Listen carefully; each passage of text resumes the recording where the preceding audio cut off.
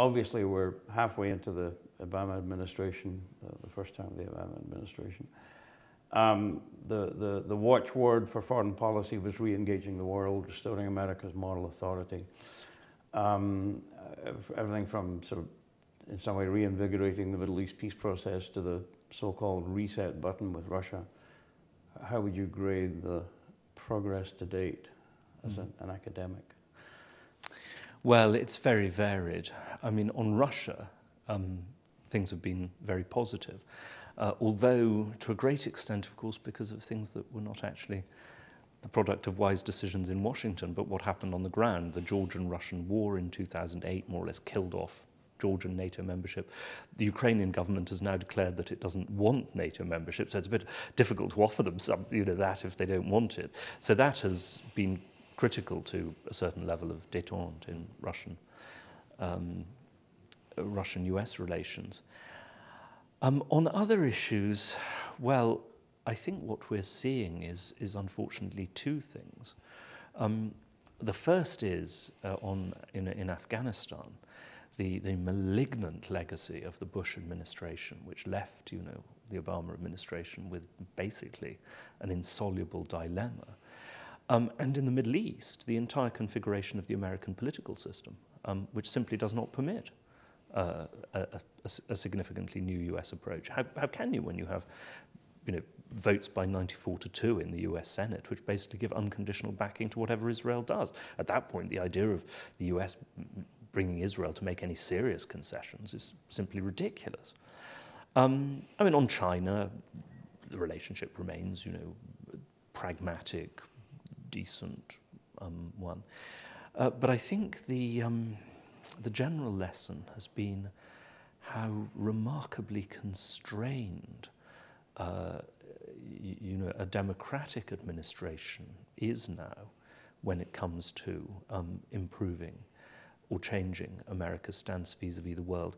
Unfortunately, a Republican administration will be constrained, I hope, in another way, which is that it will not, it won't have the military or financial resources to do anything, as radical as Bush.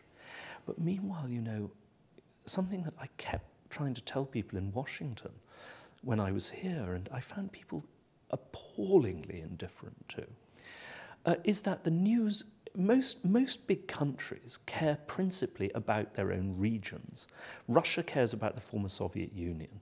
China is principally focused on Asia, East Asia and Southeast Asia and so forth. America, I mean, because of global history as a global superpower over the past 60 years or so, is the only country which doesn't think that way. Now, that's all right as long as your own region is in fact stable. But some of the news coming out of Mexico is absolutely terrifying, about the collapse of state authority in the face of the rise of these drugs gangs. Something which brings into question fundamental questions not just about democracy, but about the modern state, and has a direct impact on the lives of masses of United States citizens, on the US economy, on crime in the US. And for years and years now, the United States has fooled around in the Caucasus and Central Asia, places that the vast majority of United States senators couldn't find on a map, while ignoring its own backyard. That seems to me both strange and very, very dangerous for the United States. A little bit of the old Britannia rules the waves syndrome, the globe being coloured pink 100 years or so ago. Well, yeah, but I mean, Britain was always obsessed with what happened next door in Ireland. Right, that is true.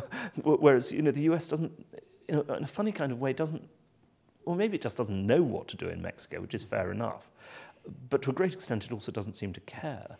If you look at the actual, statistically, at the votes in the Senate or the hearings in the Senate or all these things, once again, there's people are sort of casting their eyes thousands and thousands of miles away, while on America's own borders, I mean, 100 yards across the Rio Grande in Ciudad Juarez, you have a situation, which is beginning to look like a severe decline in modern civilization.